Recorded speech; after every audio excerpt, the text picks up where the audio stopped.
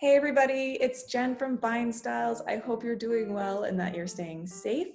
We have another wine for our Friday feature. This time we're going to be trying a white wine from Bordeaux, and actually an area that we don't typically see wines come from. This is Chateau Cailleteau Bergeron. It is from the Blanc area in Bordeaux, so it's actually 40 kilometers north of Bordeaux. Just letting you guys know, if you don't know that much about the Bordeaux region, it tends to be a moderate maritime area, which means that they typically see a lot of rain, that it's very moist in that area. I actually have another janky map. So here we have Bordeaux, and we're going to be in the green area over here, which is Blanc. And the city of Blanc actually tends to be like right here at the edge near the Gironde River. It's 10 minutes slightly north. So it would be sitting just around here. And in 1991, the Dartier family actually took over. And then in 1992, the brother and sister, Mary Pierre and Pierre Charles, actually took over the winery together, which is really cool. Mary Pierre actually was a nurse, and she was in the hospital of Albertville, and then she worked in emergency, and then she decided that she wanted to pursue her passion of winemaking, which is pretty neat. And then her brother, Pierre Charles, he actually has his oenology diploma from Bordeaux as well. So he actually has been doing this for a very long time, 1989. And since then, he's been working as the winemaker and the cellar master. This wine that we're going to be trying is called Tradition, and it's 70% Sauvignon Blanc and 30% Sauvignon Gris. And how many of you have actually tried a Sauvignon Gris? Because I don't think I have. Usually when we see wines, like especially white wines from Bordeaux, we would see a blend of Sauvignon Blanc and Semillon. So I'm going to assume that this wine is going to be a little bit more floral and maybe more fruit forward. They use bâtonnage, which stirs the lees. And do you guys remember what lees are? It is dead yeast. So when they put, to start the fermentation, they actually have to add some yeast, right? And as it starts to go after the crush and everything, there's little bits of grapes and little bits of dead yeast, and it starts to float to the bottom of these big barrels or these big vats. And to keep the wine fresh and fruity, and then to also contribute a little bit of creaminess, you actually stir this wine and it gives it this beautiful creaminess. It preserves also the fruity flavors, so it helps prevent oxidation as well. They actually have their Terra Vitis certification, which, as you know, we've talked about sustainable practices in other wineries.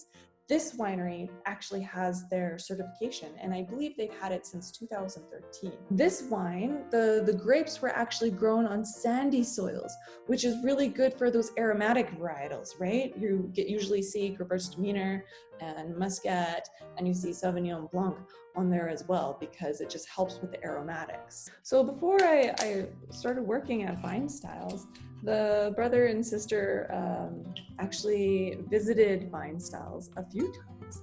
And I believe on their last visit, Natalie was saying that they actually brought something called cannoli, which is a classic French pastry. But it was really sweet of the brother and sister to bring it down for everybody to try last time they visited.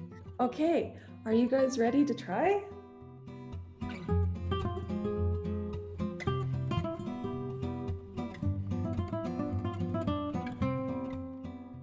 It's just wafting out. Ooh, oh, nice. Oh my God, it's so pretty. Okay, right on the nose, I get lots of grapefruity sort of notes, a little bit of a yellow apple note, some citrus on there, a little bit of, I get almost like an apricot sort of note to it as well. And there's a slight bit of grapefruit, or not grapefruit, there is grapefruit, but it's more of like a gooseberry as well. So those typical Sauvignon Blanc sort of aromas, right? But it feels more concentrated, it feels warmer as well. There's this beautiful, almost yogurty note to it too, and I think it has to do with that lees stirring. All right, let's sip.